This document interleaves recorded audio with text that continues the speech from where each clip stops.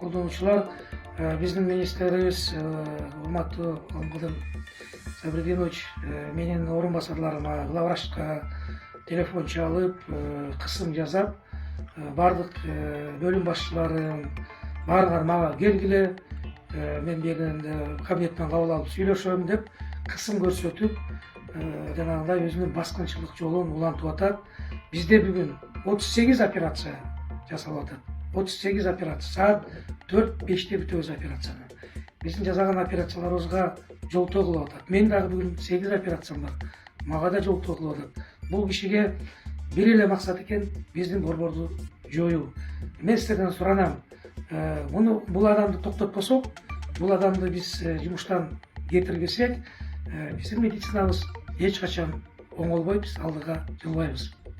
Могу 17 жыл болду биздин түзүлгөнүбүзгө. 17 жылда 67 илимдин кандидаты, доктор научный. Бери жөнөкөй эле больница болчу.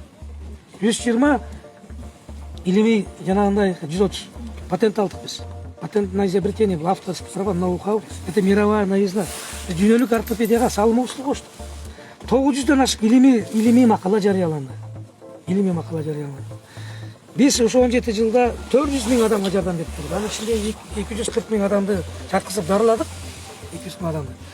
171 000 адамды амбулаторно жардам бердик. Биз бул жерде илимий диссертационный кеңеш ачтык. 20дан ашык мамлекет менен келишим түздүк. 20дан ашык мамлекет менен келишим түздүк. Жанагындай эмнелер менен, мамлекеттин ичиндеги институттар менен, травматология, ортопедиялар. Казактар ачты бизден мурун. Биз казактарды көрүп намыстанып биз ачтык. Өзбектерде 85 жыл мындай институт бар. Союздун убагында ачылган. Орто Азияга бирөө эле болсун. Научно-исследовательский институт. Тажиктер ачты. Биз кайра ушундай ачылган нерсени колдогон ордуна биз артка кетип атабыз. Бул не деген министр, бул акмакчылык. Анан бул жерде ар бир операция, мына бүгүн 38 операция болмок, жартысы болбой калды. Ар бир операция тиги илимий кеңештин негизинде талкууланып, анан жасалат. Бул жерде азыр бир академик, бир член корреспондент, 6 профессор, 40 илимдин кандидаты бар, 17 жылда чыккан илимпоздор. Отуруп кеңешип туруп, анан макулдугун берип, ошол метод менен жасайбыз дейт. А мурун больница органдарынын бирөө жок болчу бул жерде. Андайдын бирөө да жок болчу. Мына ошентип ушундай илим менен анан эми буну биздин деңгээлибизди билесиңер, бүт жакка тарап, бүт дүйнө өзгөчө эсенги мамлекеттин биздикиндей жанагы центрлери менен биздин мамилебиз бар. Биз билет, тааныйт, биз менен кеңешет, бизди сыйлайт, анан биз менен чогуу бирге жүрүшөт алар. Биз кыргыздын ортопедиясын, травматологиясын флагман кылып, азыр үлгүлүү кылып чыгардык дүйнөгө. Травматология, ортопедияны көтөрдүк. Себеп дегенде, эмне үчүн башка мамлекеттер ачты мындай центр? Травматизм өсүп атат, билесиңер милиционерлер. Жыл сайын травма көбөйөт, анткени транспорт көбөйүп атат. Жанагындай тубаса майыптар көбөйүп атат. Стройкадан бүт жерде стройка адамдар кулап жыгылып атат. Мына ошолордун баардыгы кайга алып келет? Мына ошол центрге алып келет. Москвада ушундай центр бар, Питерде бар. Алардын баары толком жерге баш ийет. Пример, институт Склифосовский, институт Жиналица деген. Ошондой негизде илим бар жерде, медициналык практикада өсүш, өнүү бар. Илим жок жерде, ал жерде застой, жөн эле биз жөн эле областтык, райондук больницанын деңгээлине түшүп калабыз да. Жөн эле райондук деңгээлде. Обычный городской больница.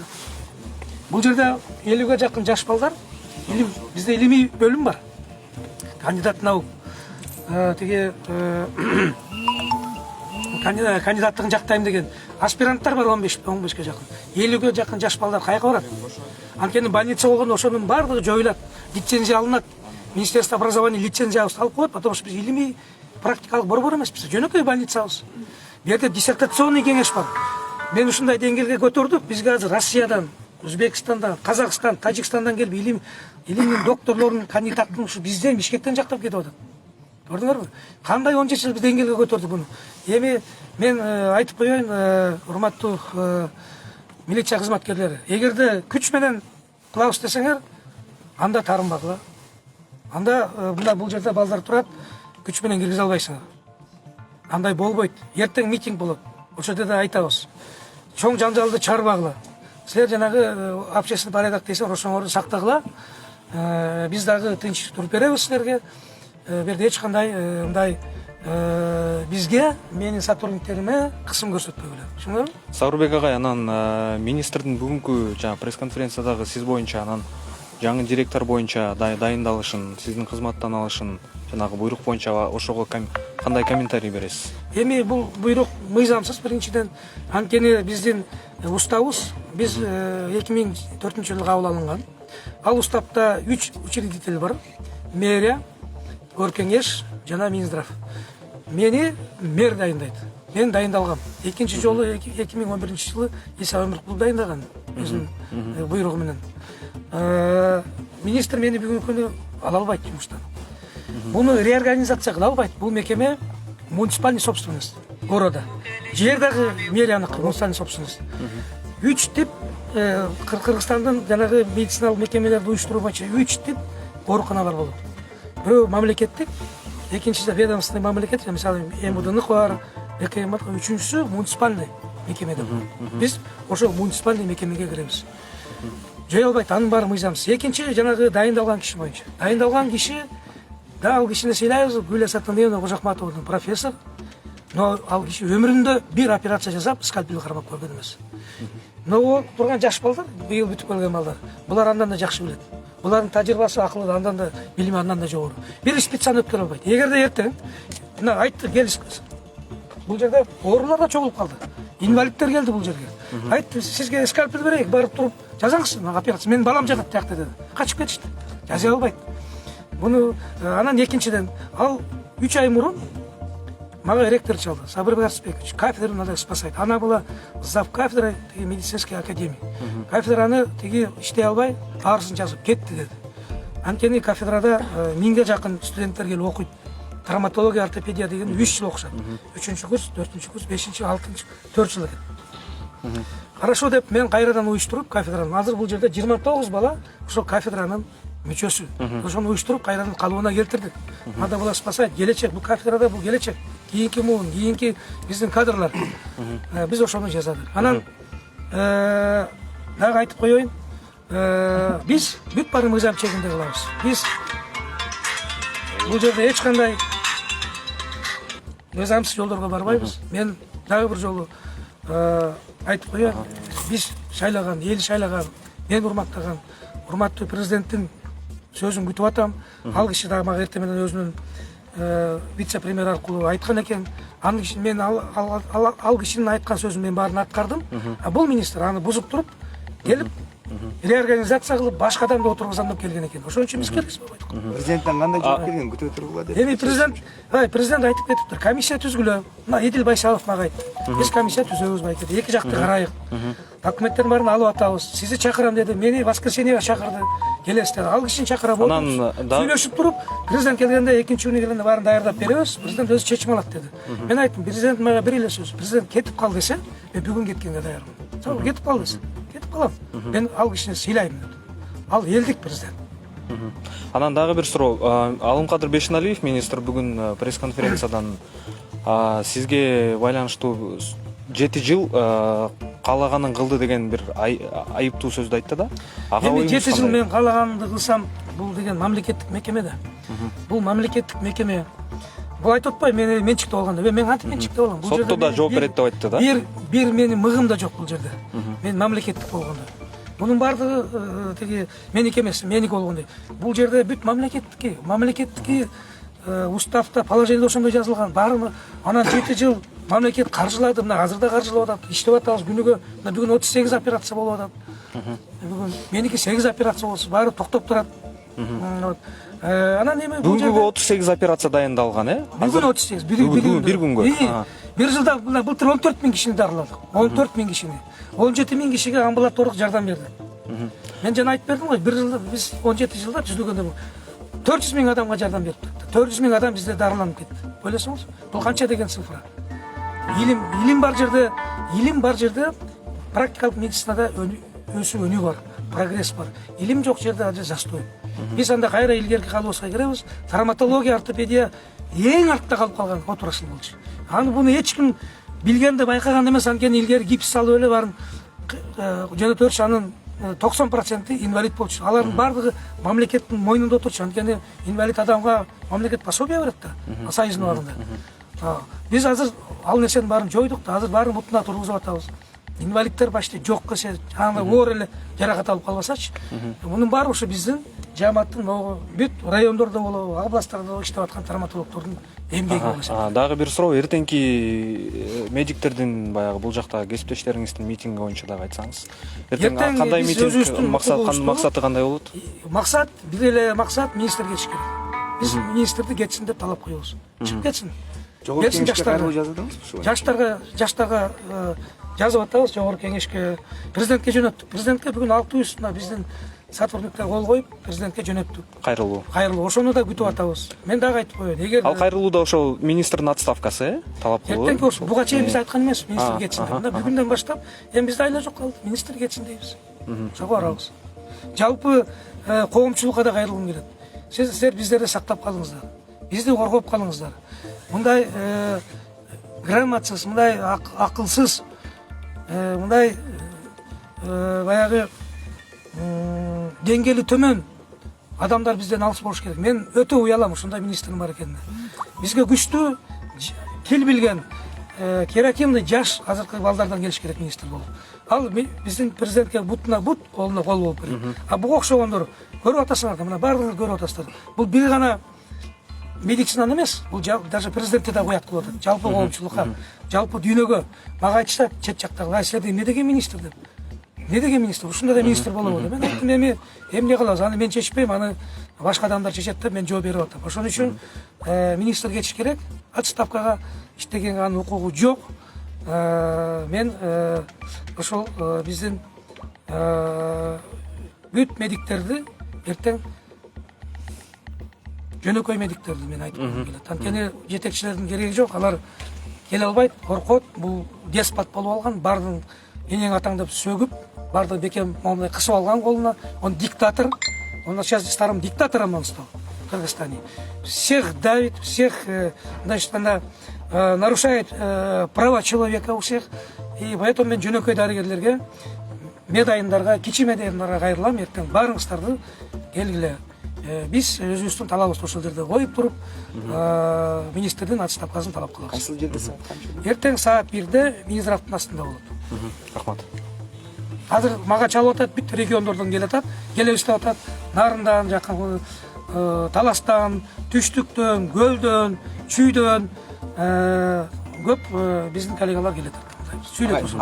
Колдойбуз агай. Министрдин доматы бир эле. Ал бул пендечилик, адамдык өзүнүн бир ички дүйнөсү күйүп бышып атат да, жарылып атат. Эмне үчүн Жумабеков деген фамилия его не дает спать ему?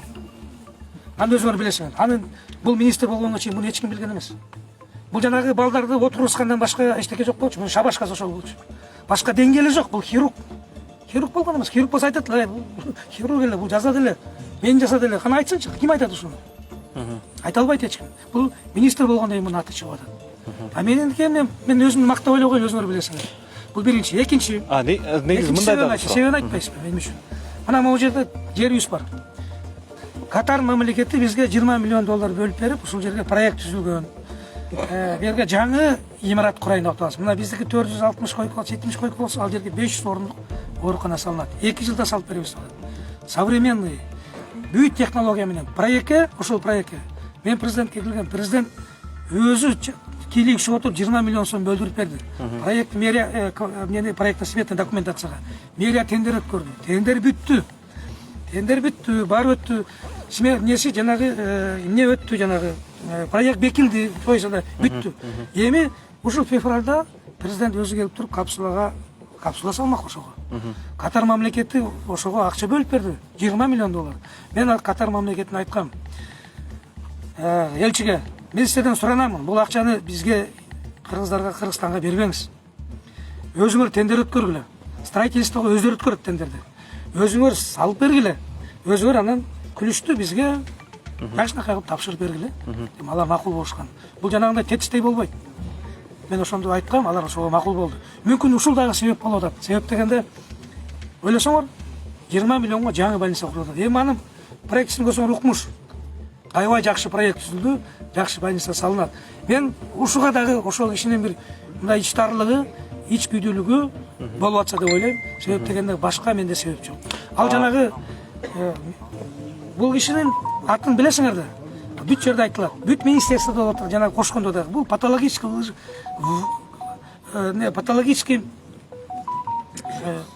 лжец деп ат коюп койгон буга. Кимден сурасаң да бар айтат. Сүйлөгөн сөзүн бар, калп 100%.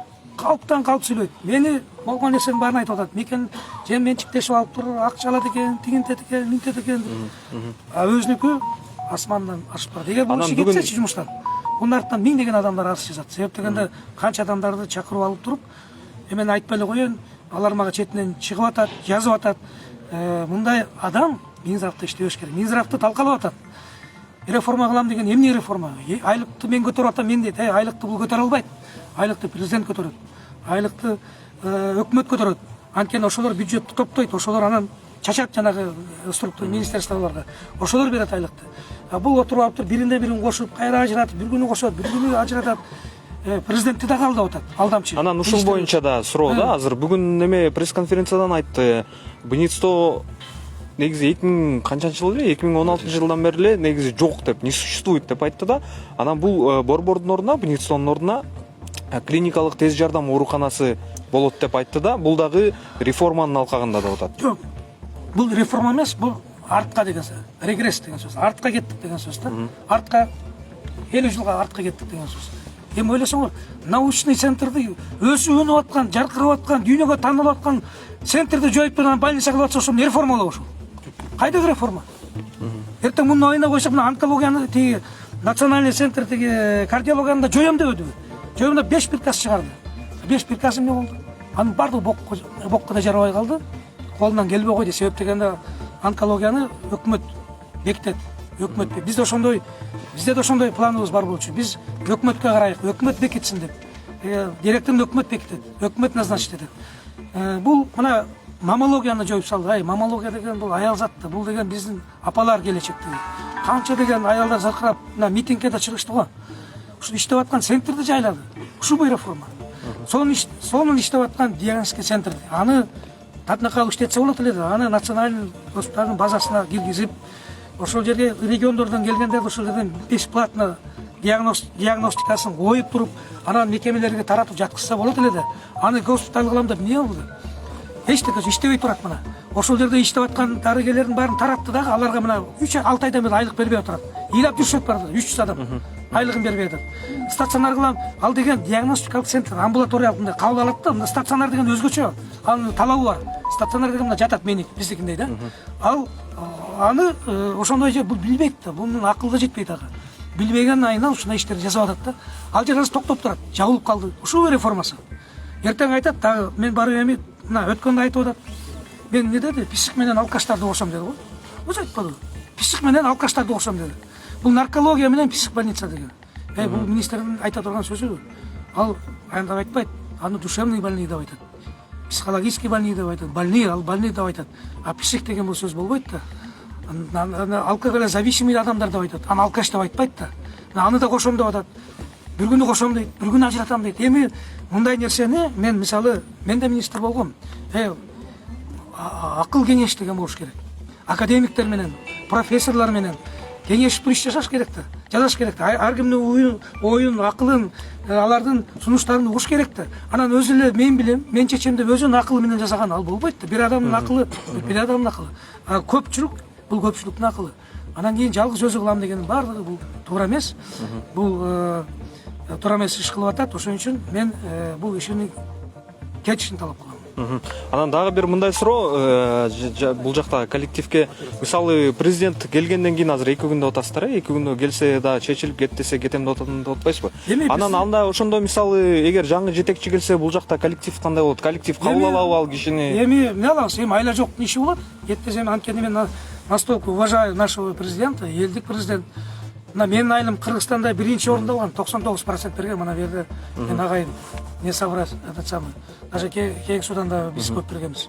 Элим мына өзүмдүн кендик тамган айылым 99% бердик биз. 1-орунда алдык Кыргызстанда. Биз анан кийин мен өзүм сыйлаган, элим сыйлаган эл шайлаған президенттин сөзү мен үчүн мыйзам, закон. Мен аткарам. Эгер ошондой сценарий болсо, андан ары сиз эмне кыласыз? Балдарды эми айтам да, бул балдарды эмне кылабыз деп. Кандай кылабыз? Чечебиз да анда, сүйлөшөбүз. Чоң рахмат агай. Жапаров, сиздин ажабыз, сизден биз суранарбыз. Бизден Жумабеков Сабырга асылганын токтотсун, куундуктарын жана тиги саламаттык сактоо министри ар кандай сөздөр менен, жаман сөздөр менен айтып атат. Ушакта бул биздин таластын эли ушунчалык ачууланып атат. Дүйнө жүзүндө белгилүү киши. Мына мен өзүм Казакстанда, Балкаштан бери кудалар бар. Балкашта, Карагандада да. Алар ушунчалык узар. Алар керек болсо отурган жерде ушул эмне болот. Азыр мен өзүм ээрчитип келип операция алып баргам аларды. Буттарынан. Баарын ушундай аяктар жакшы неме кылган. Ушул казактар кызыгат. Анан неме болот, даже чакырып атат деп коюп атат. Кетип калса бизге эмне кереги бар анда кетирип биздин колубуздан андай жакшы врачтарды кетип. Кетирсе жана саламат сактоо министрин кетириңиз. Биз ошону гана суранабыз сизден. Туура.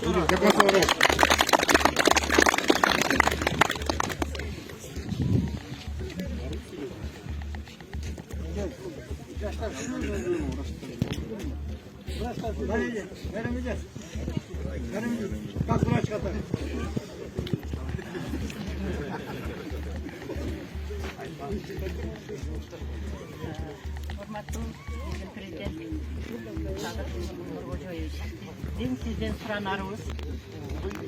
Сабыр Атышбековичтин ордунан козгой калтырып коюңузду суранабыз. Бул мамлекеттик болгондон кийин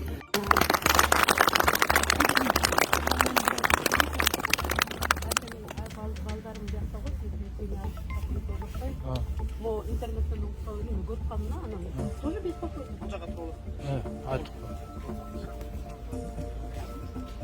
Кыз караганан катырак. Өзүңүз тааныштырып коюңуз. Шашып саламатсыздарбы кыргыз элим. Мен бул жерге 3 жылга чукулдап калдык, кызымды алып келип көрсөтүп атат. Менин кызым 12 жашта баса албай жүрүп, эми бул жерге коюп бир аз эме алып калды. Анан мен министрге кайрылмакмын да. Биринчи жылы үйдөн чыккыла, биздин балдарыбыздай балдарды көргүлө. Бул сентр бизге керек да. Кантип кайсы эме ой менен жабабыз дейсиңер, биз түшүнгөн жокпуз. Бизге бул Жумабековдой профессорлор керек. Биз балдарыбыз кайсы жакка апарып лечение кылдыртабыз. Эмне баспаган балдарыбызды өмүр бою сүрөмөкпүз. Бир аз ойлонуш керек. Урматтуу президентибиз, мен мисалы үчүн интернеттен эле көрүп калып чыктым. Мен эч ким чакырган жок. Анткени менин көйгөйүм менин кызым. Значит, элдин көйгөйү менин көйгөйүм деген сөз. Менин балдарымдай канча бала бар бул жерде ыйлап чыктап баса албаган. Канча балдар бар кол буту кыйшып, түздөсө экен ата-энем врачтар жардам берсе экен деген. Ошол нерсени келип көргүлө да биринчи министрлигин ордунан чыксын да. Жылуу комнатада отуруп, креслого отуруп алып эле анан жок жоюш керек. Кайсы эме менен айтып атат, акыл менен. Биз министр эмес, ал кишичилик илим албастан туруп жөнөкөй жаран катар менен айтат элем. Ал министрге караганда менин акылым жакшы эле жетти. Эгер менин кызым баспаса, менин кызымдай кыздар, балдар 100дөн 1000ден Кыргызстанда көп болсо, эмне балдар баспай атат деп пенсия төлөп жашаганга милдеттүүбү биздин мамлекетибиз? Акылын иштетпейби?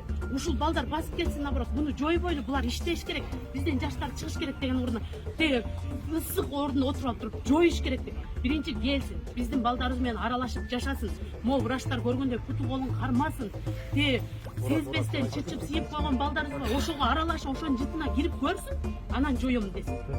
Биз мисалы үчүн эгер жоём дей турган болсо, мен лично мен айтам, мен Сабырбек Жумабековго да тууган эмесмин, биякта врачтарга да тууган эмесмин, Оштон келген кишимин. Мен надо будет Оштогу элди да көтөрүп келем. Себеби канча ДЦП балдар бар, канча дымычылар бар.